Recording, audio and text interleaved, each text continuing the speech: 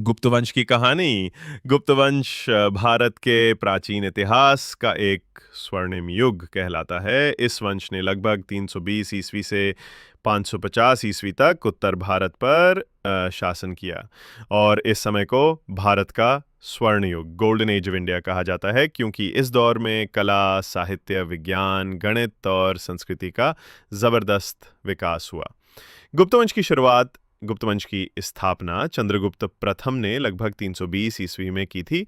उसके पहले राजा थे श्रीगुप्त और घटोत्कच, लेकिन चंद्रगुप्त प्रथम ने इस वंश को एक महासाम्राज्य में बदल दिया। प्रमुख गुप्त सम्राट चंद्रगुप्त प्रथम 320-335। गुप्त साम्राज्य के संस्थापक राजा, उसने लिच्छवी वंश की राजकुमारी कुमार देवी से विवाह किया, जिससे उसे राजनीतिक ताकत मिली। इसने बिहार और उत्तर प्रदेश के बड़े हिस्सों को जीतकर गुप्त साम्राज्य की नींव रखी।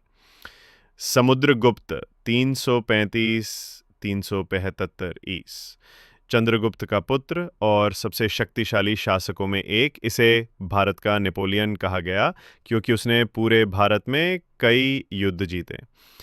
प्रयाग प्रशस्ति, इलाहाबाद स्तंभलेख में उसके 100 से अधिक विजयों का वर्णन है। वो खुद भी एक कवि, संगीतकार और कला प्रेमी था। चंद्रगुप्त द्वितीय विक्रमादित्य 375 300-415 ईस, समुद्रगुप्त का पुत्र और सबसे प्रसिद्ध गुप्त सम्राट।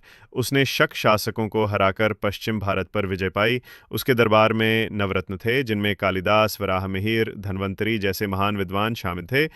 उसके काल में उज्जैन और पाटलिपुत्र सांस्कृतिक केंद्र बन गए। कुमारगुप्त 415-300-455 ईस, चंद्रगुप्त द्वितीय का पुत्र। इसने प्रसिद्ध नालंदा विश्वविद्यालय की स्थापना की थी। अपने शासनकाल के अंत में हूणों का आक्रमण शुरू हुआ। स्कंदगुप्त 455-467 ईस, कुमारगुप्त का पुत्र। इसने हूणों के आक्रमण को रोका और साम्राज्य को बचाया, लेकिन इस युद्ध से साम्राज्य कमजोर हो गया और धीरे धीरे पतन शुरू हो गया। गुप्त वंश का पतन हूणों के लगातार आक्रमण और कमजोर उत्तराधिकारियों के कारण गुप्त साम्राज्य का धीरे धीरे विघटन हो गया। 550 ईस तक गुप्त साम्राज्य पूरी तरह खत्म हो गया और भारत फिर छोटे छोटे राज्यों में बंट गया। गुप्त काल की विशेषताएं: भारत का स्वर्ण युग, कला और वास्तुकला,